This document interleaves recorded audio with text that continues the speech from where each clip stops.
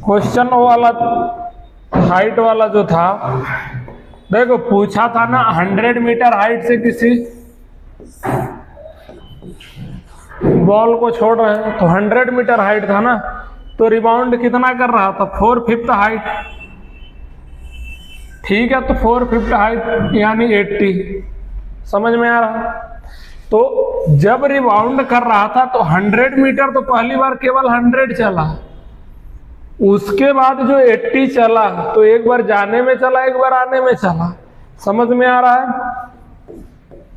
+2 times 100 का 4/5। समझ में आ रहा? फिर जब इसके बाद दोबारा क्वेश्चन करके लाए हो अटेम्प्ट घर से, अगर नहीं करके लाए तो नहीं आने वाला समझ में मैं क्या बात कर रहा। बट जब पहली बार बॉल 100 मीटर से ड्रॉप हो रहा है तो 100 मीटर एक ही बार ट्रेवल किया, बट जब दोबारा रिबाउंड हो रहा है 80 जा रहा है, 80 आ रहा है। समझ में आ रहा? फिर इसके बाद फिर जाएगा 80 का 4/5। समझ में आ रहा है ना? तो 100 का 4/5 प्लस 100 के 4/5 का 4/5। समझ में आ रहा है ना? प्रीवियस हाइट का 4/5 का 100 का 4/5। अब दो टाइम्स जा रहा है इसलिए मैंने 2 से मल्टीप्लाई कर दिया। फिर इतना बाल गया, फिर उसके बाद इसका 4/5, इस तरह से चला जाएगा, इनफाइनाइट टाइम जाएगा। तो 100 प्लस 2, अब इसको देखोगे तो 100 और 4/5 क्या है? Common ratio. अभी ये जीपी में दिख रहा है ना, अगर तुम चाहो तो इसमें से 100 कॉमन ले सकते। ठीक है, तो यहां पर क्या बचेगा? 4/5 प्लस 4/5 का स्क्वायर प्लस 4/, अब इसके बाद इसका 4/5 हो जाएगा, 4/5 का क्यूब। समझ में आ रहा है ना? तो इस तरह से अब इसका इनफाइनाइट जीपी बना, इसका सम निकालो, कैलकुलेट करो। 100 प्लस 2 इंटू 100 इंटू ए अपॉन 1 माइनस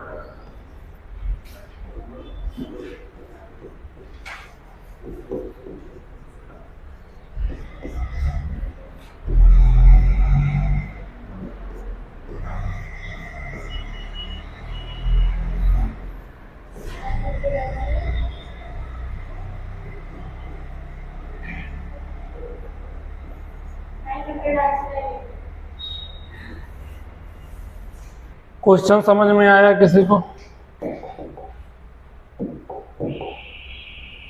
अब देखो क्वेश्चन क्या बोल रहा है, if S0 is a unit square. Unit square मतलब स्क्वायर जिसकी साइड यूनिट लेंथ हो। ठीक है, यूनिट लेंथ मतलब 1। ठीक है, Sk is the square formed by joining the mid points of the sides of Sk-1।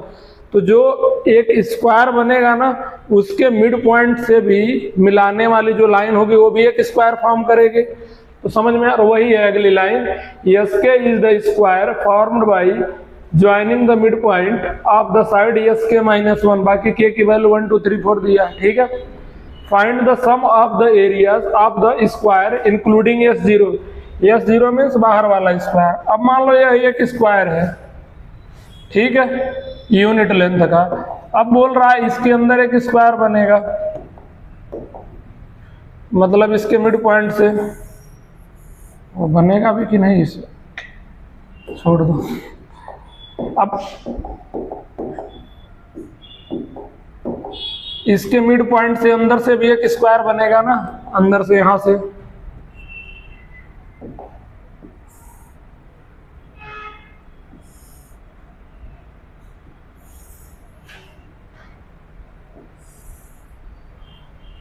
समझ में आ रहा है? तो बाहर वाला स्क्वायर जो है यहाँ पे वह यूनिट लेंथ का है। ठीक है, अब इसके मिड पॉइंट से इसके अंदर एक स्क्वायर बनेगा, तो बाहर वाले को अगर अपन S0 मान ले, ठीक है, अंदर वाला S1 हो जाएगा, उसके अंदर वाला S2 हो जाएगा। समझ में आ रहा है ना? क्योंकि एस के जो है एस के -1 के मिड पॉइंट से बन रहा, तो अंदर वाला S1 होगा तभी ना एस के -1 S1 -1 यानी S0 के मिड पॉइंट से बन रहा। फिर इसके अंदर एक और स्क्वायर बनेगा इसके मिड पॉइंट से,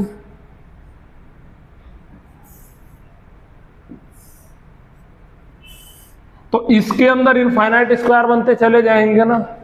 तो उन सभी स्क्वायर के एरिया का सम पूछा है, समझ में आ रहा? तो पहले इसका स्क्वायर, इस स्क्वायर का एरिया निकालो बाहर वाले, फिर उसके अंदर वाले का निकाल लो, फिर उसके अंदर एक और निकाल लो। तो जब 3 स्क्वायर का एरिया निकालोगे तो तुमको एक जीपी दिखेगा, ठीक है? फिर जीपी का सम लगा देना। समझ में आया? कैलकुलेट करो। अब बाहर वाले स्क्वायर का साइड 1 है तो उसका क्या हो जाएगा, एरिया ऑफ S0 क्या हो जाएगा 1। अब जो उसके अंदर वाला स्क्वायर है तो यह मिड पॉइंट से जा रहा है ना, तो यह 1/2 हो जाएगा, ठीक है? यह अभी 1/2 हो जाएगा। तो ये राइट एंगल ट्रायंगल का हाइपोटेनियस हो गया ना, ध्यान से देखना। तो राइट एंगल ट्रायंगल का हाइपोटेनियस हो गया ना, तो इसकी लेंथ क्या हो जाएगी, इसकी √1/4 + 1/4, यही होगा ना। तो √1/4 + 1/4 मीन्स √2/4, यानी कि √1/2। समझ में आ रहा है? तो उसका एक साइड 1/2 हो गया, तो उसका एरिया क्या हो जाएगा, एरिया ऑफ S0 था ये, एरिया ऑफ S1 कितना हो जाएगा। अब 1/√1/2 इंटू √1/2 यानी कि 1/2। समझ में आ रहा है? अब देखो किसी एग्जाम में आए तो मतलब जब तुम ज्यादा क्वेश्चन प्रैक्टिस कर लोगे तुमको आइडिया लग जाएगा कि इसके बाद मतलब इस तरह से जीपी में जा रहा। बट चाहो तो इसके बाद एक और निकाल लो। अब अगर इसकी लेंथ 1/√, अब इसको तुम 1/√2 लिख सकते हो ना, हो जाएगा ना। अब अगर इस पूरे की लेंथ 1/√2 है तो इस आधे की लेंथ क्या हो जाएगी 1/2√2, उसका भी हाफ। समझ में आ रहा है? मान लो इस साइड का लेंथ पता चल गया, इस स्क्वायर का लेंथ, अब इसका पता करना है ना, 3 चाहिए मिनिमम, तभी ना कोई सीक्वेंस पता चलेगा एपी है या जीपी। तो अब 1/2√2, इधर वाला भी सेम हो जाएगा 1/2√2। अब इस ट्रायंगल में पाइथागोरस थ्योरम लगा दो, तो यानी कि 1/2√2 का स्क्वायर 8 प्लस इसका भी 1/8, यानी कि टोटल कितना हो जाएगा 2/8 यानी कि 1/4। अब अंडर रूट में 1/4 यानी कि 1/2, तो यानी इस साइड की लेंथ कितनी आ गई 1/2। समझ में आ रहा है? तो उस अंदर वाले का स्क्वायर मतलब एरिया कितना हो जाएगा, एरिया ऑफ S2 = 1/2 इंटू 1/2 यानी कि 1/4। समझ में आ रहा है सभी को? किसी को कोई डाउट है तो बोलो। अभी पहले बाहर वाले स्क्वायर का एरिया निकाले, फिर एक ट्रायंगल इधर से ले लिया, अंदर वाले स्क्वायर की साइड निकाल के एरिया निकाल लिए, फिर उसके अंदर वाला, अब 3 निकल गया, तो यानी कि 1 + 1/2 + 1/4। समझ में आ रहा है ना? अब इसका सम निकाल लो। सम क्या हो जाता, अब मान लो यहाँ पे अंदर स्क्वायर बनते चला जाएगा, इनफाइनाइट नंबर ऑफ स्क्वायर होंगे, तो इनफाइनाइट जीपी का हो गया सीरीज। तो इनफाइनाइट जीपी के सीरीज का सम क्या होता, नहीं पता? बोल 0, बोल A/, तो A की वैल्यू 1 है, अपॉन 1 - R की वैल्यू 1/2, 1/1/2। सभी को क्लियर है?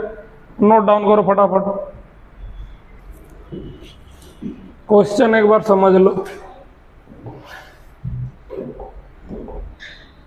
In the figure A0 A1 A0 A1 A2 A3 A2 A3 A4 A5 A4 से A5 अगर यहाँ नीचे तक कंप्लीट करोगे तो A4 A5 are perpendicular to L1, यानी कि L1 के परपेंडिकुलर हैं, तो यानी कि परपेंडिकुलर है तो ये ठीक है।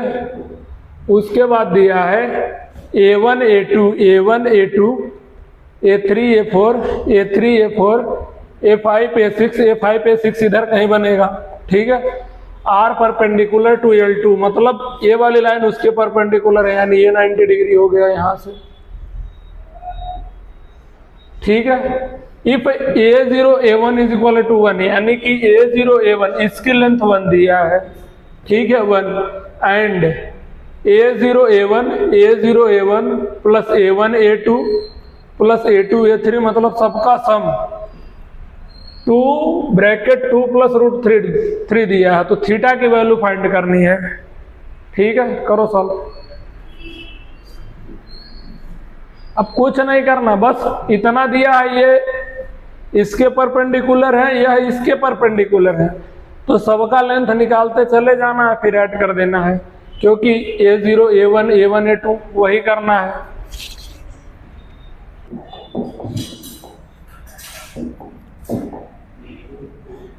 इसकी लेंथ कितनी दी है 1।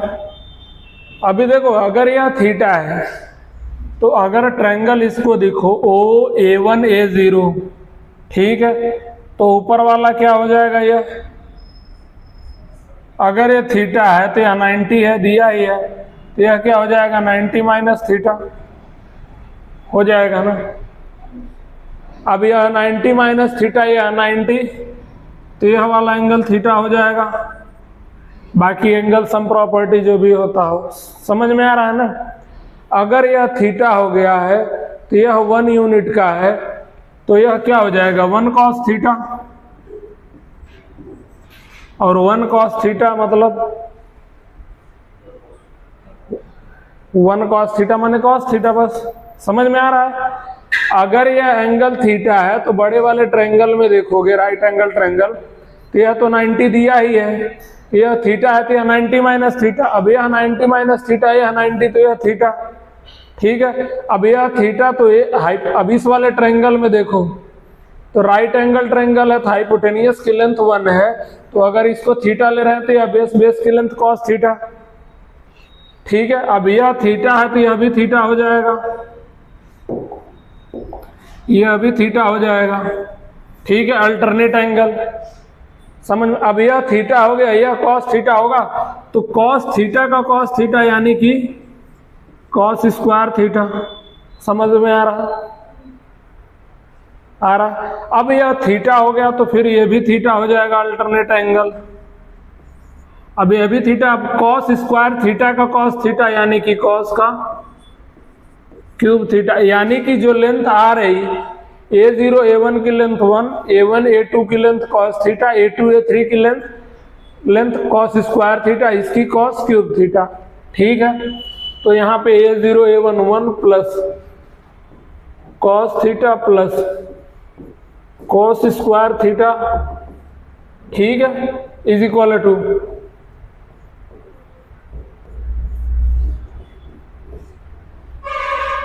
सबको सब कुछ क्लियर है, आगे सॉल्व कर लो।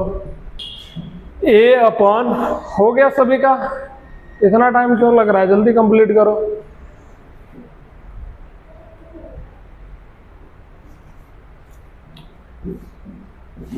A upon 1 minus R is equal to 2 into 2 plus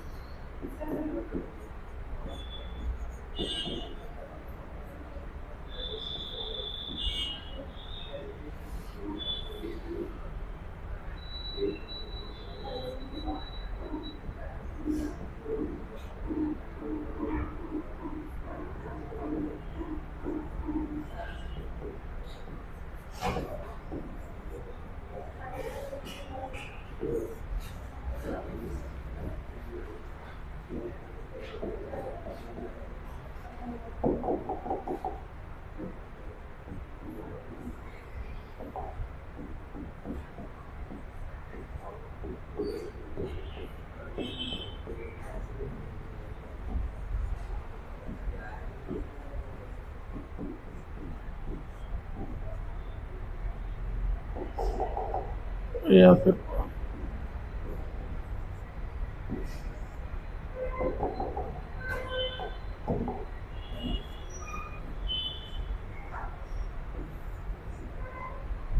कर लिए तुम वैसे भी, कैसे किए क्रॉस मल्टीप्लाई करके, चाहे जैसे देखो अब ए जीपी में है इनफाइनाइट जीपी, तो a upon 1 minus r is equal to इतना, ठीक है। अब तुम चाहो तो क्रॉस मल्टीप्लाई करके करो, बट यहाँ मैंने उल्टा रेशनलाइज कर दिया, ठीक है।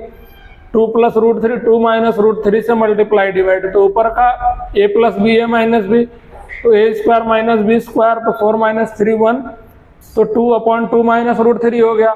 अब न्यूमरेटर और डिनोमिनेटर दोनों को 2 से डिवाइड कर दिया मैंने, तो 2 से डिवाइड करोगे तो 1 आ जाएगा, इसको 2 से डिवाइड करोगे तो कैंसिल होके 1 माइनस रूट 3 अपॉन 2, ठीक है। बाकी तो कंपेयर करोगे तो यानी cos theta is equal to root 3 upon 2, theta is equal to 30 degree. समझ में आया? ऐसे भी कर लो, या फिर यहाँ से तुम क्रॉस मल्टीप्लाई करके भी कर सकते, कोई दिक्कत नहीं है, अपने मर्जी से जैसा करना चाहो कर लो।